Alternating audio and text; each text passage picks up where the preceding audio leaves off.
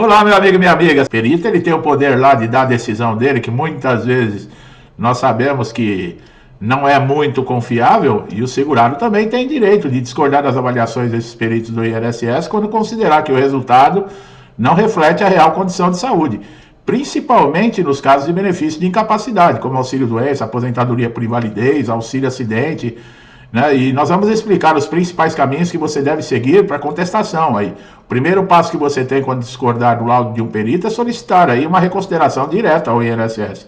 Esse pedido pode ser formalizado dentro de um prazo de 30 dias, tá? Olha lá, pessoal, tem que ser dentro de 30 dias. Se passar disso, não adianta, tá? A partir da data que você recebeu o resultado. A reconsideração vai consistir numa nova perícia, no qual o segurado vai poder apresentar aí novos exames, laudos, demais documentos que comprovem a incapacidade.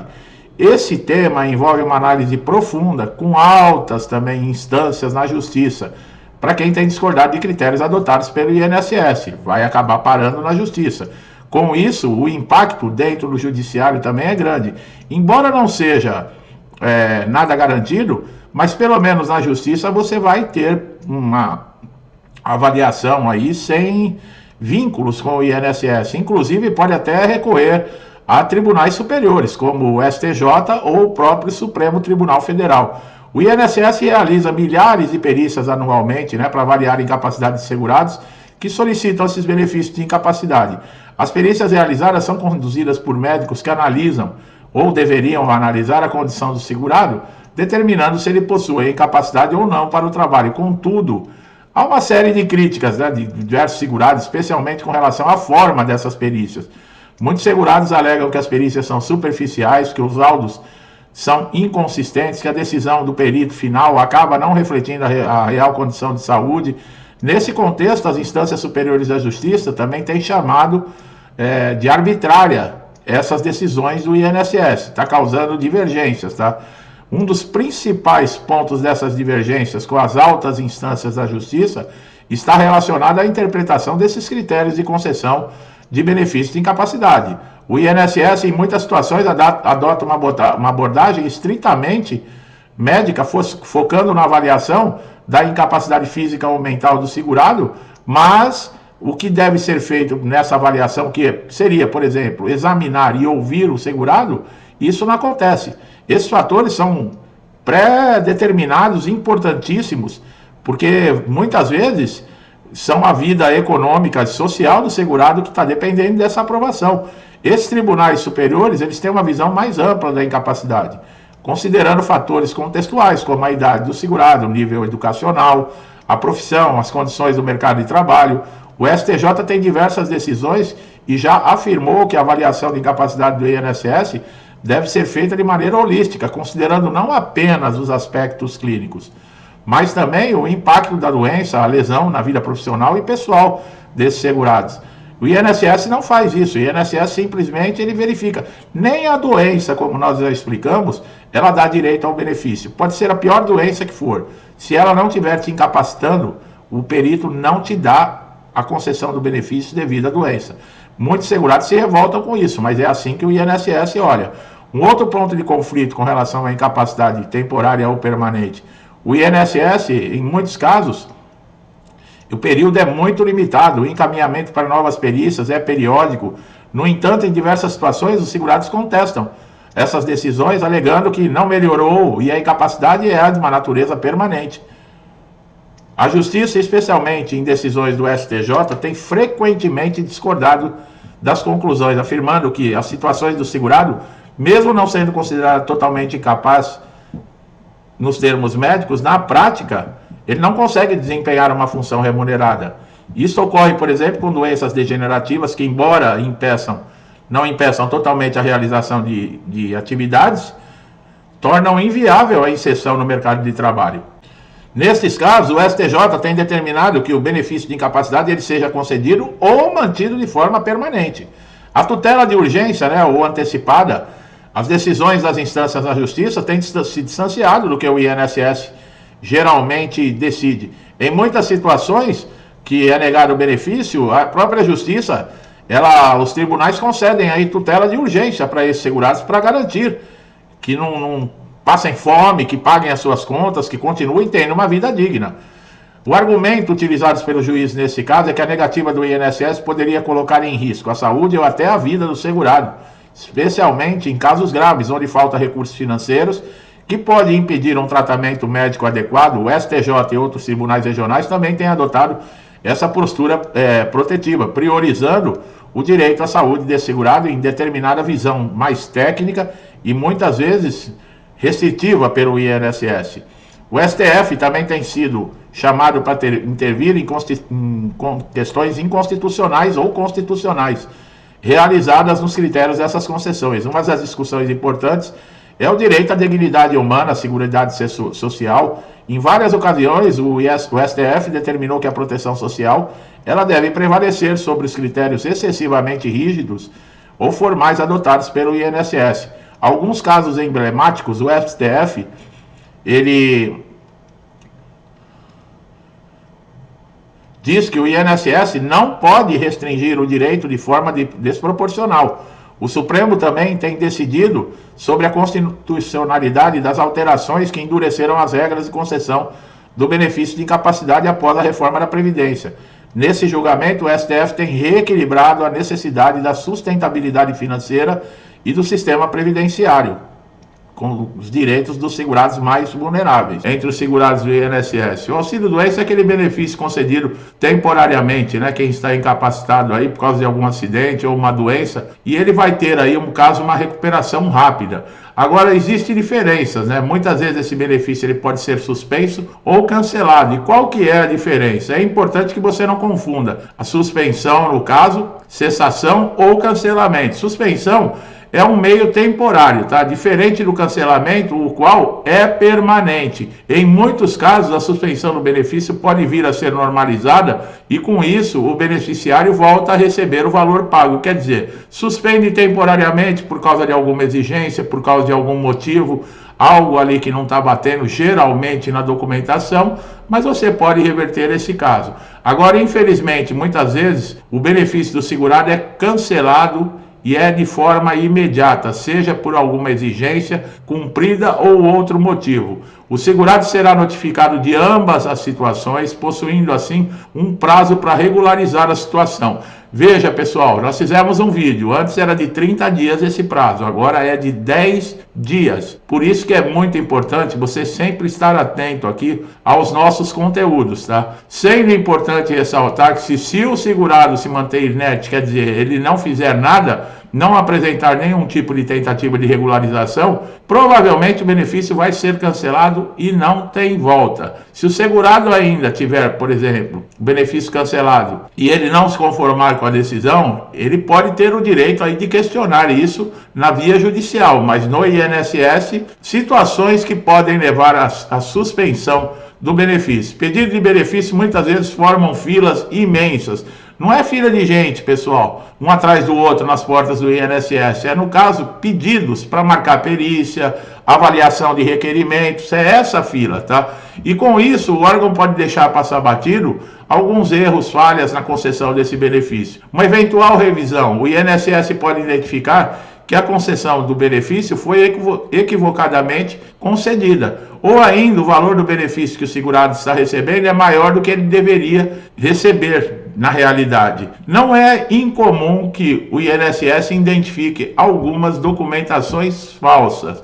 Isso acontece, é verdade, pessoal, existe. Alguns segurados tentam anexar documentação falsa para conseguir benefícios no INSS. Isso não quer dizer que todo mundo.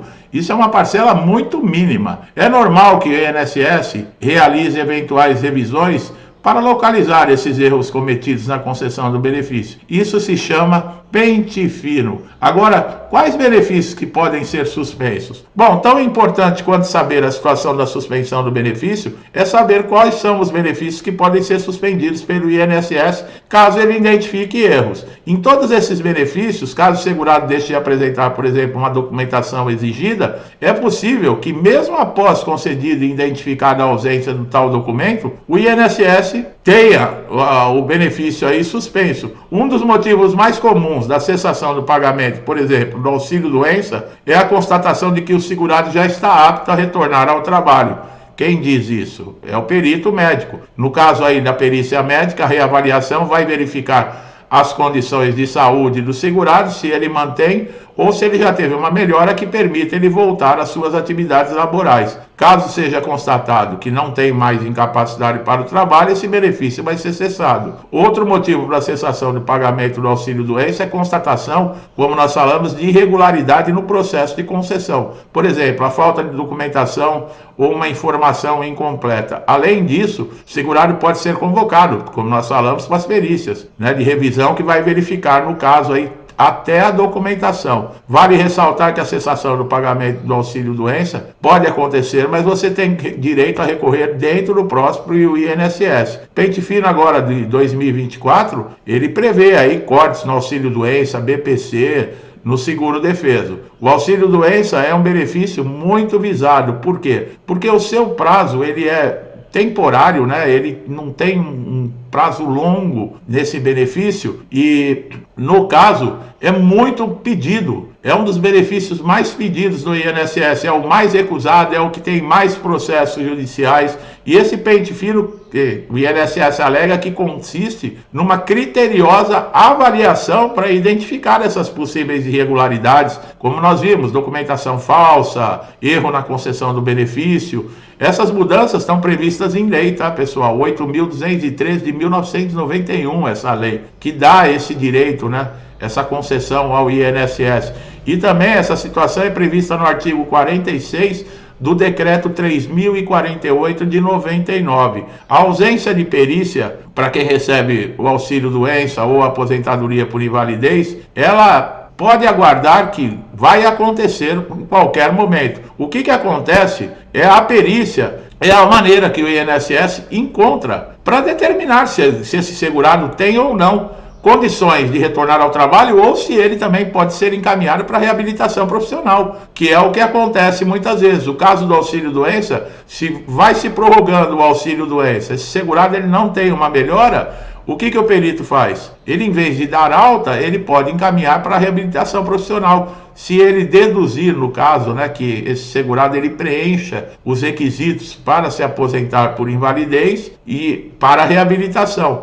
Mas o que acontece? A reabilitação profissional também está parada, pessoal. Ela está completamente desestruturada. Muita gente há anos aguardando já, por exemplo, um curso, aguardando uma resposta, qualquer coisa dentro da reabilitação. E não acontece, está parado. Lembrando que a reabilitação profissional ela tem a finalidade de readaptar o segurado para a sua função ou para uma nova função. O segurado que for identificado com capacidade, ele será encaminhado para reabilitação, mas quem vai decidir isso é o perito, tá?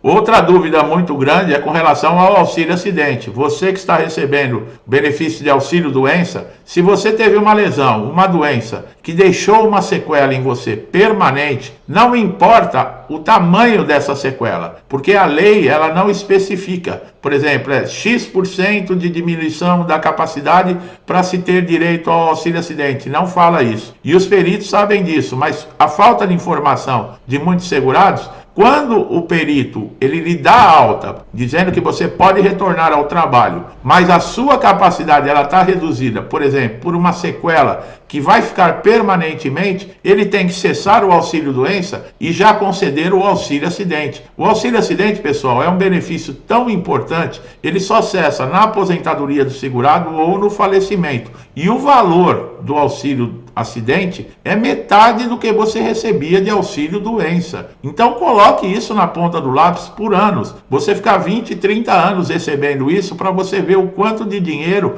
as pessoas, muitas vezes que não assistem os nossos vídeos completos, eles perdem. Eu estou falando aqui próximo ao final do vídeo. Tem muito segurado que nem sabe que existe o auxílio-acidente e ele tem alta do auxílio-doença, retorna ao trabalho com uma sequela e não recebe nada, quer dizer, está perdendo dinheiro, está perdendo um direito. Por quê? Porque não procura saber diz que não tem paciência para ficar ouvindo sobre INSS. Enquanto você não tiver paciência, também o dinheiro não vai entrar no seu bolso. É assim que funciona.